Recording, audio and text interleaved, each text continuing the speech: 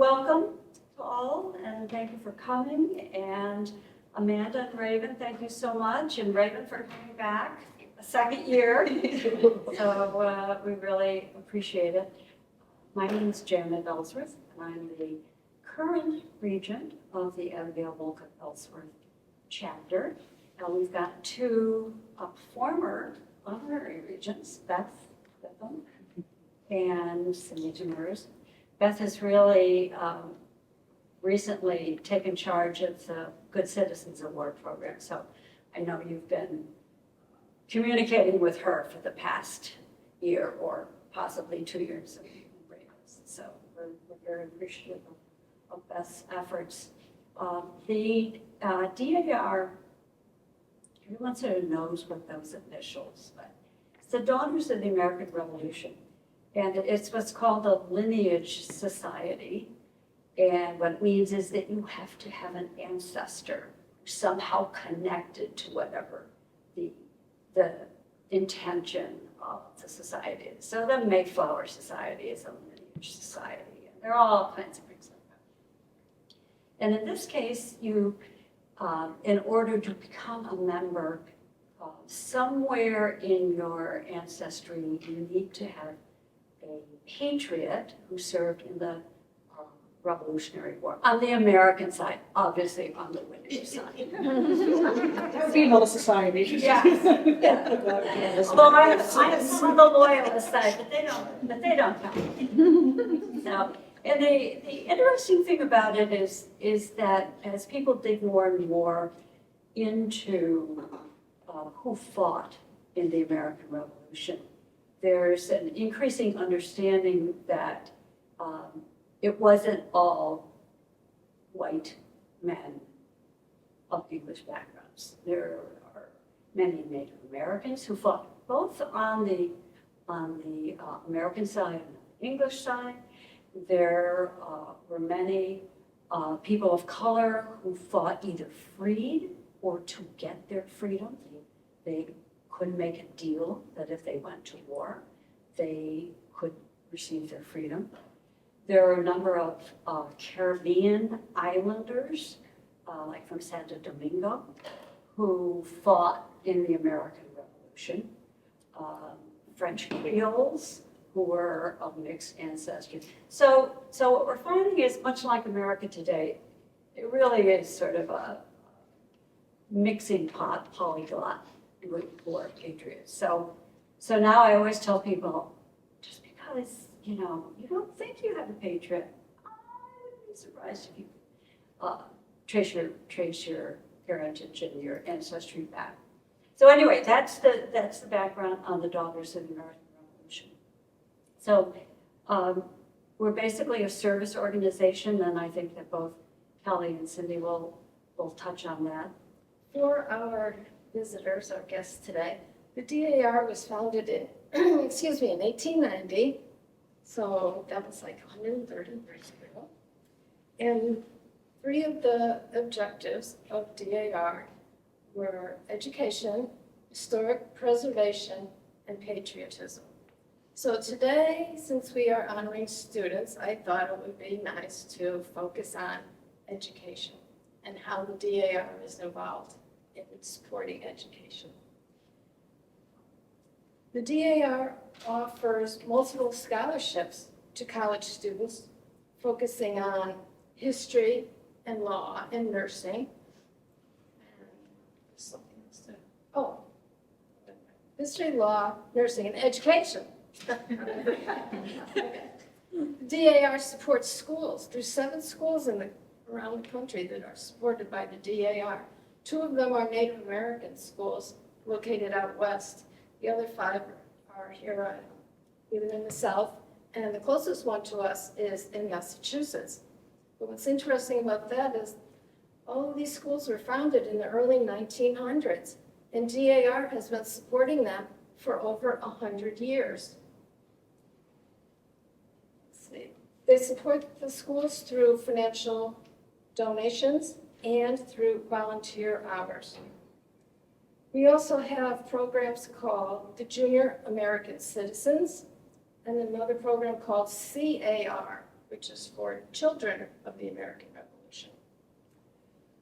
DAR sponsors an American History Essay Contest for grades 5 through 8.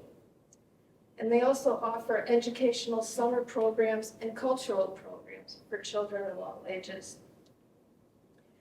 And we have the DAR Literacy Promotion Committee, which works with adults and children on a local level in their communities. The DAR also helps the teachers. Last year, over $100,000 was given in grants to teachers for pre-K through high school. DAR also provides lesson plans for teachers.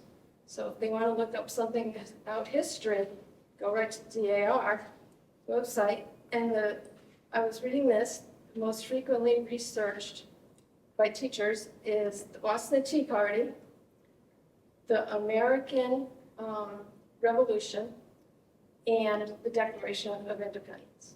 So those are like the top things that the teachers always look for.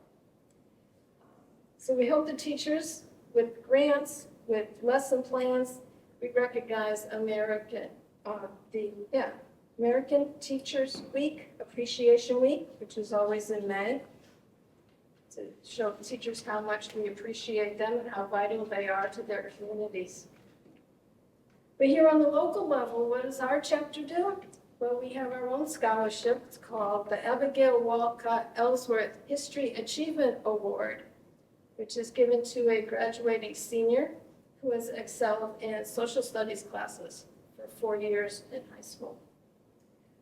We present certificates for outstanding work in American history. Those are given at the middle school level.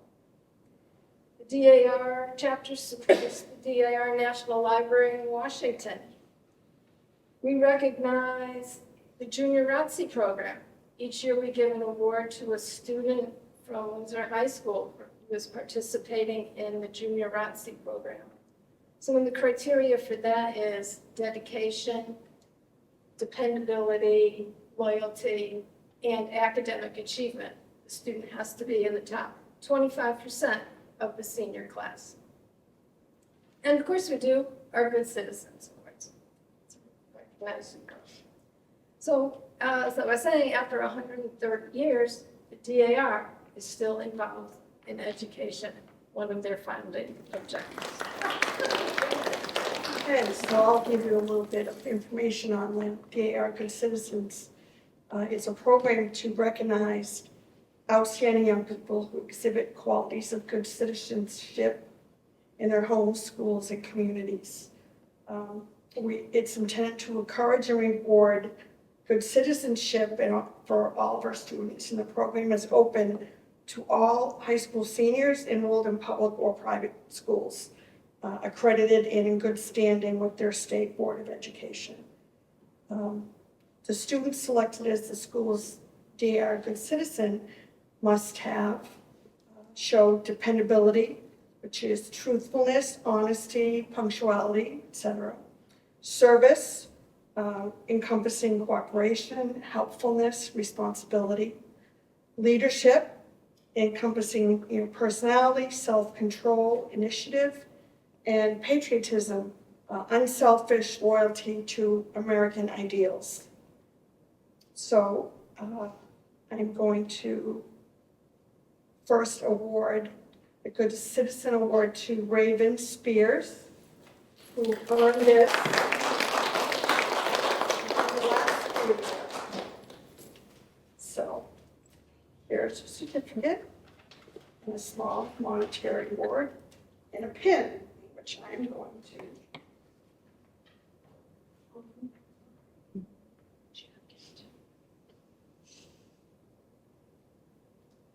there you go. Smile this way so we can get you on the camera.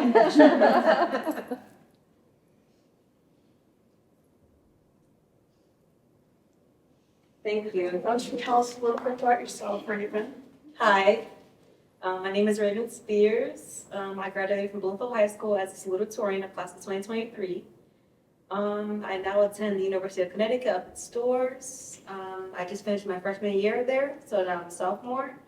and I major in business management, and I plan to pursue a career in real estate. Okay, Amanda. Amanda is the 2024 awardee from Windsor High School. If you don't mind me.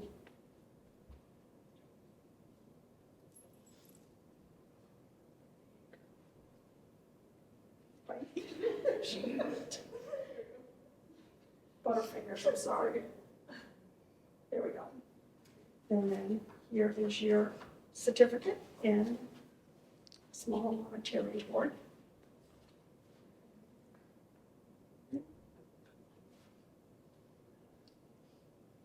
Why don't you tell us a little bit about yourself? Hi, I'm Beth Hallgren. I'm graduating from Windsor High School this year. I'm in the Windsor Volunteer Fire Department and the Police Kit program. And then I will be attending as Nelson Community College in the fall for welding and fabrication. And then I will also be attending Fire Academy. And my long-term goal is to become a career firefighter.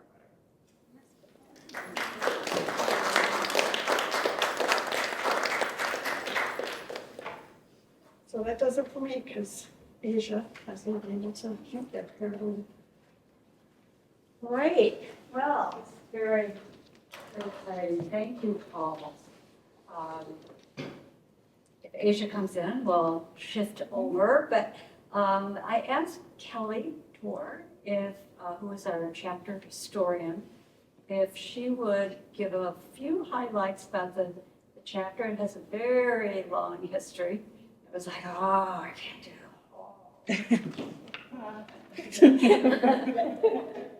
All full of names that everyone knows. It's just been around for a very long time. So I'm going to turn this over to Kelly.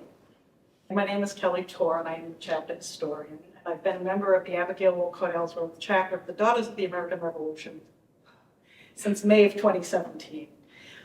Joined the chapter with an interesting history. The Abigail Wolcott Ellsworth chapter is named after the wife of Chief Justice Oliver Ellsworth. Oliver was a drafter of the Declaration of Independence, but was not available when signatures were placed. So we have a tendency to call him the lesser known. He created it, but never got a chance to sign off on it, if I recall correctly. I believe he was sick at the time, unfortunately.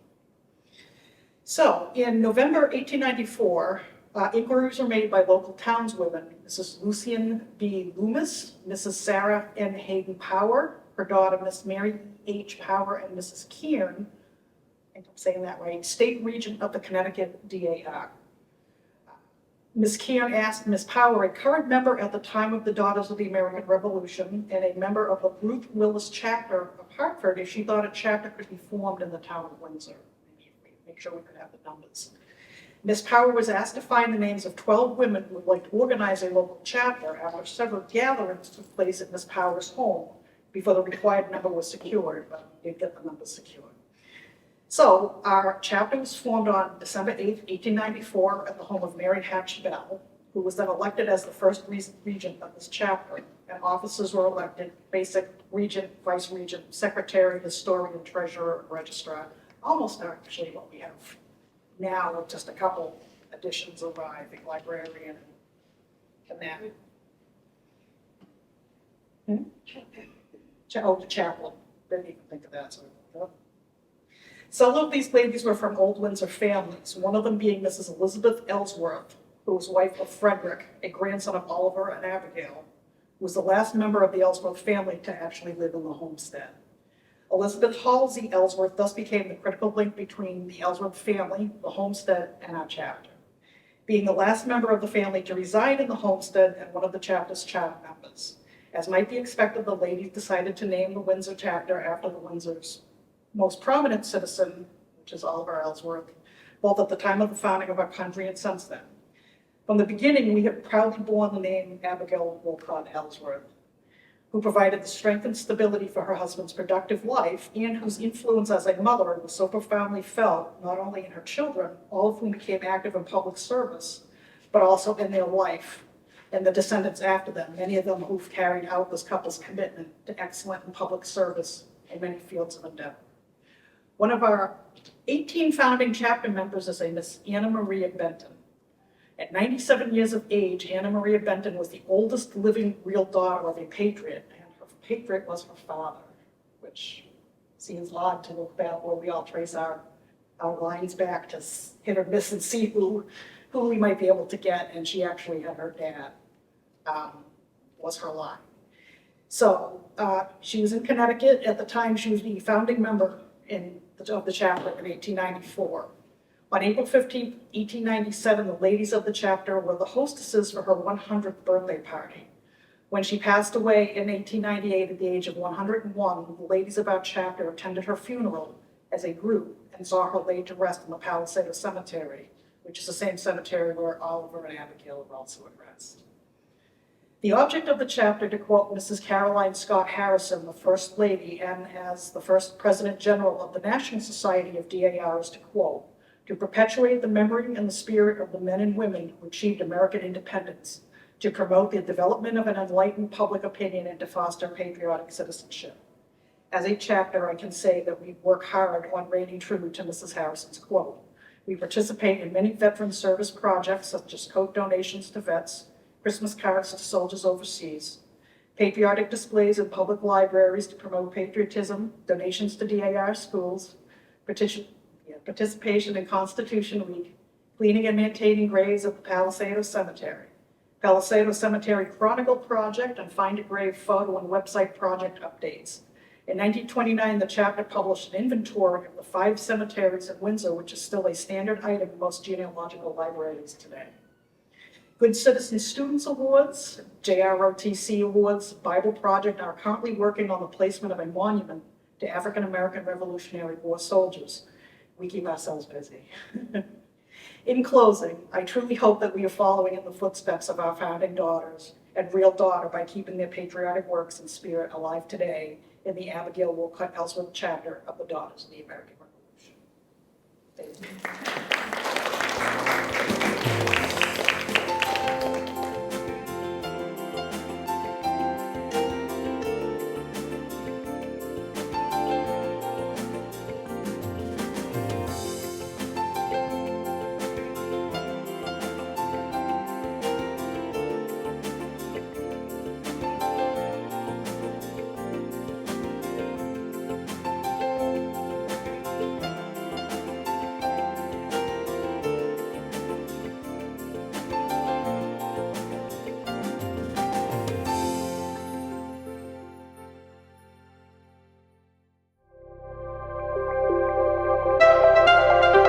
Thank you.